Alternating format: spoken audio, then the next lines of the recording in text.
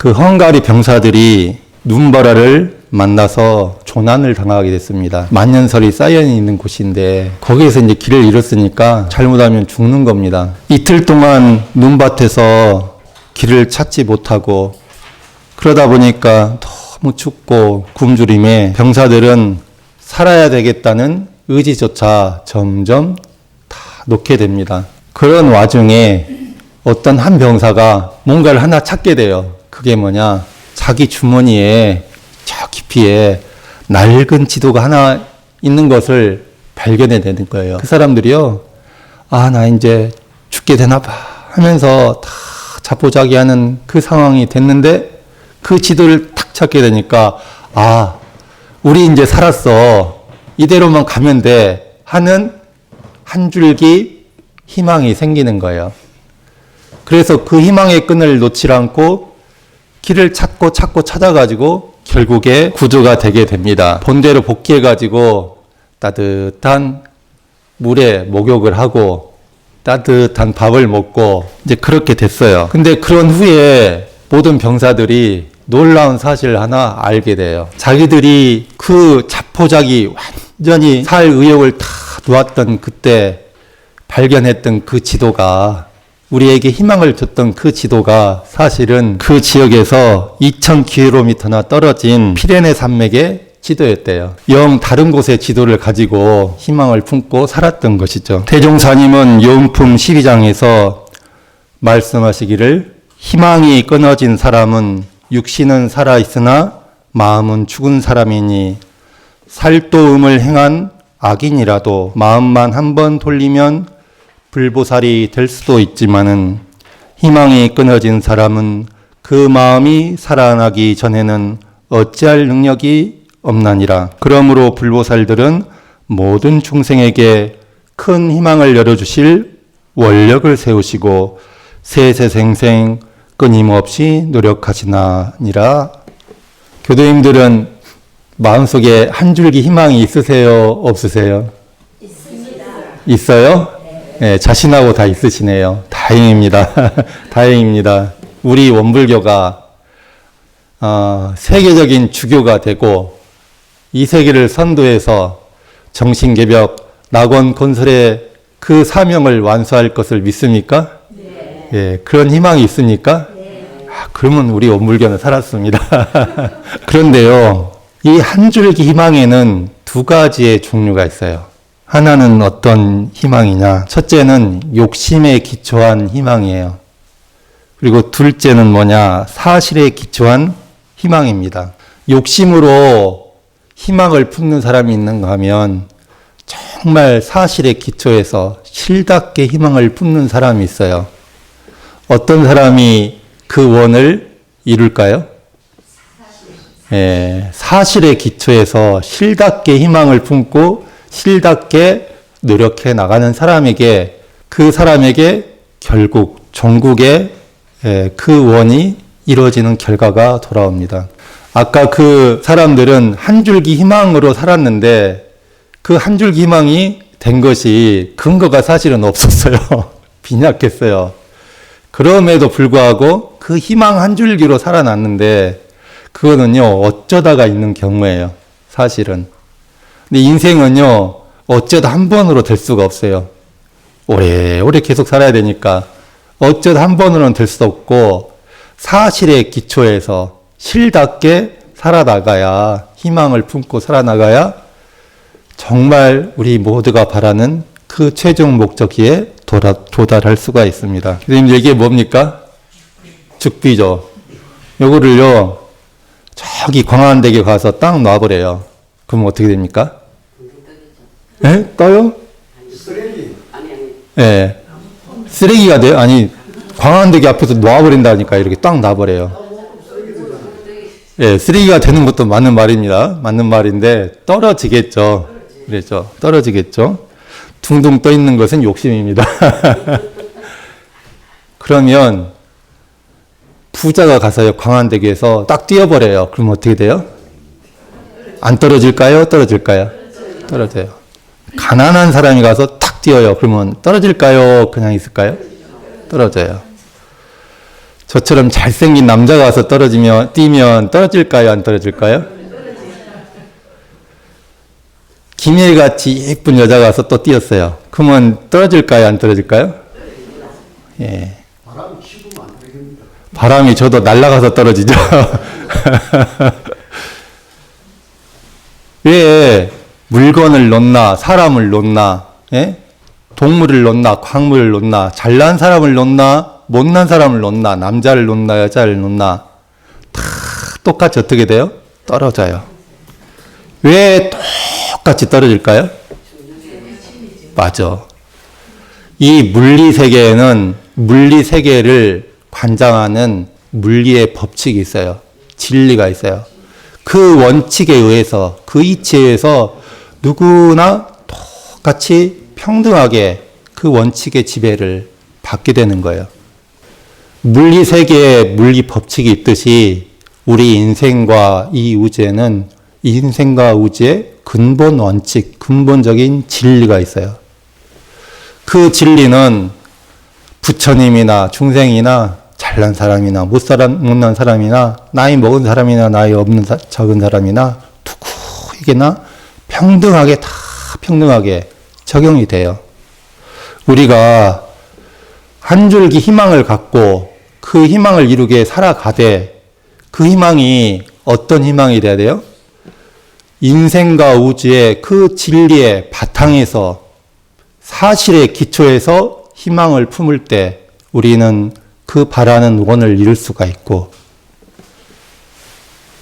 그냥 진리야 어쨌건 말건 내 욕심대로 희망을 품으면 어떻게 됩니까? 망해요. 예, 망하게 되는 겁니다. 대종사님은 7세 때 옥류봉에 하늘에 그 떠있는 그 구름을 보시고 의심을 일으키시죠. 그리고 20여 년간 모든 의심을 해결하기 위해서 구도를 하십니다. 그리고 그 구도의 결과 어떻게 됩니까? 20여 년 동안 구도한 끝에 26세 되시던 4월 28일 날 마침내 진리를 대각하시고 그리고 대각하신 다음에 이 세상이 새로운 시대가 됐고 그 새로운 시대에 부응한 새로운 교법이 있어야 사람들이 참다운 구원을 얻을 수 있겠다. 그런 전망이 되시니까 이 교법을 만드시고 이 교단을 만드시고 그러셨던 것입니다. 대종사님께서 진리의 근거에서 만들어주신 우리 교법은 쉽게 말하면 낙원 지도예요. 낙원으로 가는 지도예요. 우리가 이 지도를 따라서 가면 사실의 기초에서 가는 것이기 때문에 반드시 그 원하는 목적을 이룰 수 있다 없다? 반드시 이룰 수가 있습니다. 허망한 지도가 아니에요. 그 헝가리 병사들이 보고 갔던 사실이 아닌 그 지도가 아니라 진짜 인생의 실다운 사실, 그 사실에 기초한 그 지도이기 때문에 우리 교법을 따라서 살면 대종사님 말씀을 따라서 살면 정말 우리 모두가 원하는 그 목적을 이룰 수가 있습니다. 대종사님께서 말씀하시기를 세상에 난리가 나서 다 없어진다고 하더라도 교당도 없어지고 교무님도 없어지고 교도님도 없어지고 총부도 없어지고 다 없어져 버렸어요. 모든 게 싹 전서도 경전도 다 없어졌어. 그러더라도 이런 쌍선문 하나만 있으면 다시 법을 펼 수가 있다 라고 하셨어요. 다 없어진다고 해도 이런 쌍선문만 있으면 다시 법을 펼 수가 있다. 앞으로 지혜가 열린 사람이 나와 이 이론상 서문을 보고 탐복하고 감개무량하여 대성통곡할 사람이 많을 것이다 라고 하셨다고 합니다. 우리 교법이 사실의 기초에서 펼쳐주신 낙원으로 가는 지도라고 하면 우리 교법의 엑기스 중에 엑기스, 그 엑기스 중에 엑기스가 뭐예요? 이론상 서문이라고 하는 거예요. 그러니까 이 이론상 서문 하나만 있으면 다시 법을 펼 수가 있고 다시 오물교를 일으킬 수 있고 다시 사람들을 행복 그 길로 인도할 수 있다는 겁니다. 그러니까 이론상 서문을 공부를 우리가 해가지고 이론상 서문만 우리가 딱 머릿속에 딱 그림이 딱 있으면 어떻게 돼요? 낙원으로 가는 지도가 딱 갖춰지는 거예요. 이론상 서문 지난주부터 공부하고 있는데 이론상 서문은요 크게 두 단락으로 돼 있어요. 사람은요 보세요. 저를 보시면 누구나 저만 그런 게 아니라 누구나 공통적으로 머리통이 있고 몸통이 있고 팔다리가 있죠. 이렇게 구성되어 있잖아요. 그런 것처럼 이론상 서문은 앞에 단락이 있고 뒤에 단락이 있고 크게 보면 두 단락. 근데 이것을 또 자상하게 보면 네 단락 이렇게 돼 있어요. 두 단락으로 보면 어떻게 되느냐. 이론상 서문. 제목이 이론상 서문이잖아요. 앞 단락은 이론상의 진리에 대한 내용이에요. 어디서부터 어디까지냐. 이론은 언어도단의 입정처요 쭉 나가서 무량세계를 전개하였나니까지가 이론상의 진리에 대한 내용입니다. 인생의 진리, 우주의 진리, 이 지도가 이렇게 되어 있는 거예요. 그리고 뒤에는 어떻게 되어 있느냐. 우리 어리석은 중생은부터 서원함까지는 이제 서원에 관련한 내용이에요. 그래서 이론상 서문이에요. 이론상의 진리와 서원을 적어 놓은 글. 그래서 이론상 서문인 거죠. 근데 이것을 이제 네 단락을 하면 어떻게 되느냐. 첫 단락은 어디냐. 앞에 이론상 진리에 대한 내용은 똑같이 한 단락이에요. 뒤의 내용에서 네 단락으로 나뉘는데 어떻게 되느냐. 첫 번째는 이론상의 진리의 바탕에서 살아갈 길, 우리 인생이 살아갈 길, 마음 공부의 길을 밝혀주신 부분이에요. 그건 어디서 어디까지냐면 우리 어리석은 중생은 에서 시작해가지고 심신을 원만하게 수호하고 사리를 원만하게 알고 심신을 원만하게 사용하는 공부를 지성으로 하여까지입니다. 우리가 인생을 어떻게 살아야 되느냐. 이 이론상을 본받아서 채받아서 본받아서 같은 말이에요. 이론상을 본받아서 마음과 몸을 잘 지키고 사리를 잘 연구하고 마음과 몸을 잘 쓰는 것을 이 공부를 지성으로 하는데 우리 인생에 요도가 있는 거라는 말씀인 겁니다. 이대로 살면 됩니다. 그리고 이제 그 다음 단락은 뭐냐. 그렇게 공부할 때 얻어지는 결과. 그럼 우리한테 무슨 결과가 오느냐. 어떤 결과가요? 진급이 되고 은혜는 입을지언정 강급이 되고 해독은 입지 않는다는 거예요. 이 길을 따라가지 않으면 경우에 따라 어쩌다 좋으면 구조되는 거고 근데 운이 안 좋으면 나락으로 떨어지는 거고 그렇잖아요. 그런데 이 법신불 이론상을 채받아서 사막을 공부하게 되면 어떤 결과가 온다? 늘 진급을 하고 나날이 은혜가 입어지는 그런 결과는 오고 강급이 되고 해독을 입는 것은 입지는 않는 결과가 온다는 거예요. 그러면 그 다음 단락은 뭐냐? 우리 모두의 근원적인 원, 바램, 희망, 이론상 서원을 밝힌 거예요. 다 각자가 원하는, 바라는 그 희망 있지 않습니까? 당장 배가 고프면 배불리 먹는 게 희망이 되고 몸이 아프면 몸 낫는 게 희망이 되고 자식이 시험을 앞두고 있으면 자식 시험 합격하는 게 희망이 되죠. 근데 그건 작은 희망들이고 우리 인생을 통틀어서 궁극적인 희망이 되는 것 그 있잖아요. 우리 모두의 궁극적인 희망이 되는 것 그게 뭐냐? 이론의 위력을 얻고 이론의 재성에 합하는 것. 그게 이 원을 우리가 목적해서 가면 다른 원들은 자연히 다 따라오는 거예요. 이루어지는 거예요. 우리가요, 이 법신불의 위력을 얻고 법신불의 체성에 내가 합의를 해버렸어요. 그럼 어떻게 돼요?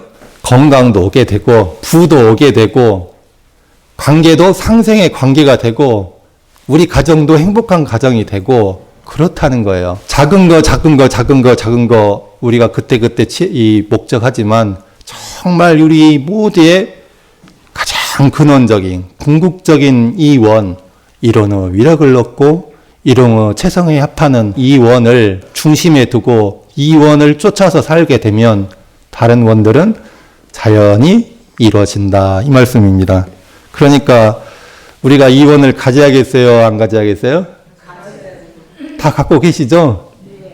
이론의 위력을 얻도록까지 이론의 체성이 합하도록까지. 그래, 눈앞에 이게 아니라 당장 밥 먹는 거 배고프니까 먹지만 정말 내가 바라는 건 무엇이다? 이론의 위력을 얻고 이론의 체성이 합하는 것. 궁극적으로는 밥 먹고 배고픈 것 덜 다음에는 뭘 해야 되냐면 이걸 하는 거예요. 이걸 하기 위해서 다른 것들을 하는 겁니다. 이론상 서문을 공부할 때 보통은 이제 앞달락부터 이렇게 공부를 해요. 근데 요즘에 제가 어디부터 공부하면 좋을까 하다 이론상 서문을 어떻게 교수님들하고 공부하면 좋을까 하다가 참 이론상 서문 공부할 때 이 대목을 먼저 공부해야 된다 하는 게 요즘에 이 마음에 들어지는 게 뭐냐. 우리 어리석은 중생은 이 법신물 이론상을 채받아서입니다. 우리가 원불교를 다닐 때 교당에 다닐 때 이론상 진리를 공부할 때 마음을 공부할 때 제일 먼저 포인트를 줘야 될 게 무엇이냐 어떤 지점이냐 우리 어리석은 중생은 이 말씀이에요. 이 서문을 누가 적었습니까? 누가 썼습니까? 대종사님이잖아요. 너희 어리석은 중생이라고 않고 우리 어리석은 중생이라고 하셨잖아요. 주세불께서 그냥 부처도 아니고 주세불께서 너희 어리석은 중생이 아니라 우리 어리석은 중생은이라고 했어요. 그리스 철학자의 중에 소크라테스라는 사람이 있어요. 이분은 세계 4대 성인으로 손꼽아져요. 소크라테스가 하신 말씀이 뭐냐. 너 자신을 알라입니다. 너 자신을 알라. 이런 말 하면 좀 품위가 떨어지긴 하는데 이걸 전라도 말로 하면 어떻게 되냐. 네 꼬라지를 알라 이겁니다.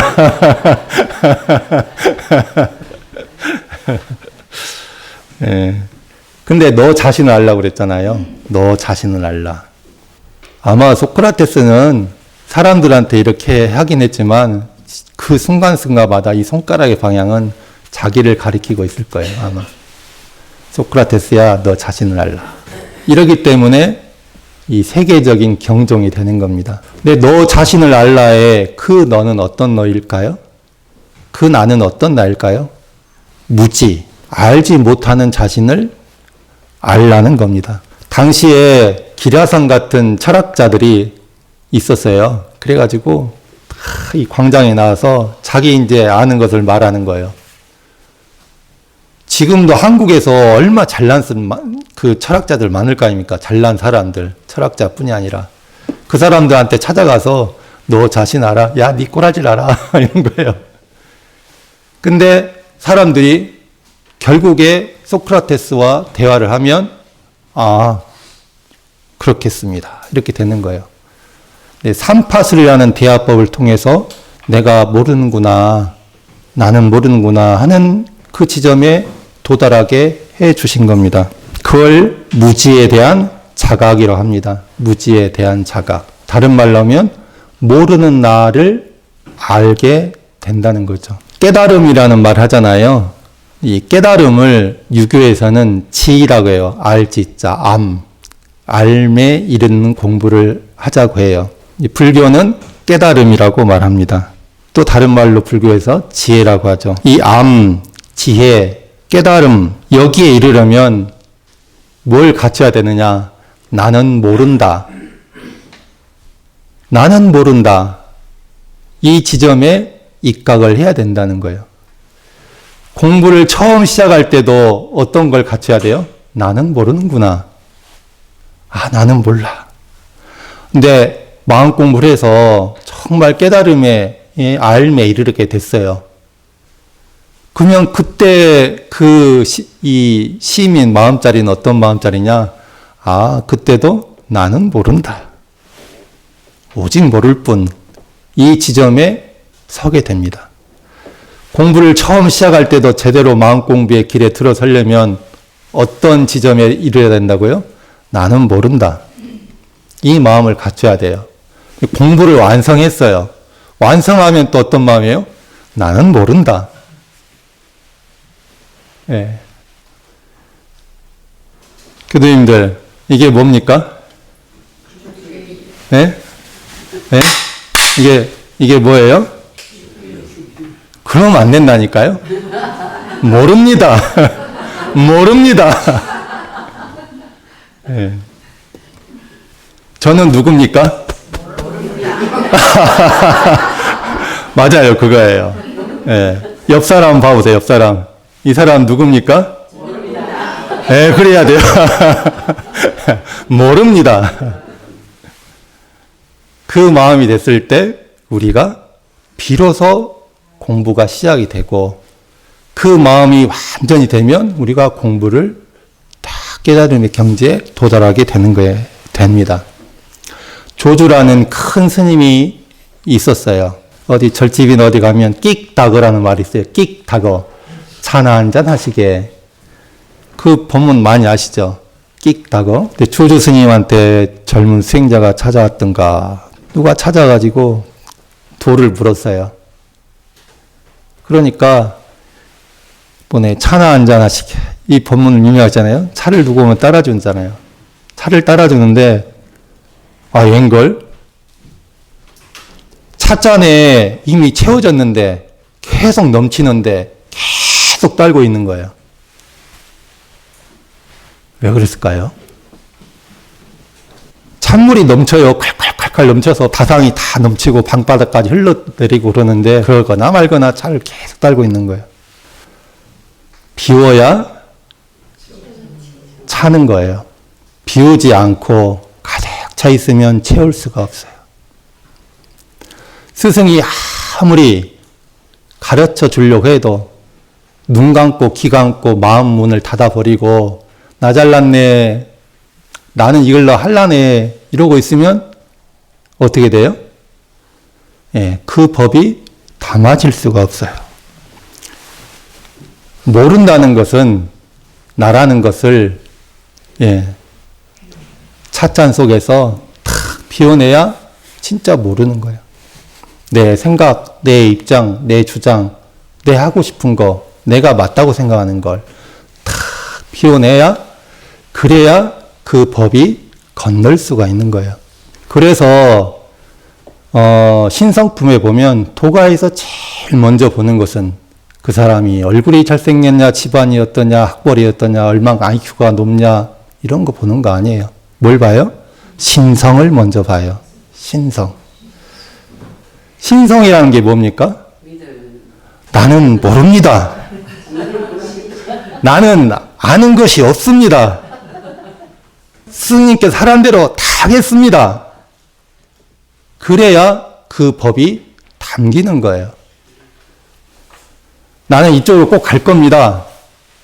길을 알려주세요. 그러면 어떻게 알려줘요? 알려주다 말든 홀로 갈 텐데. 그러니까 어때요?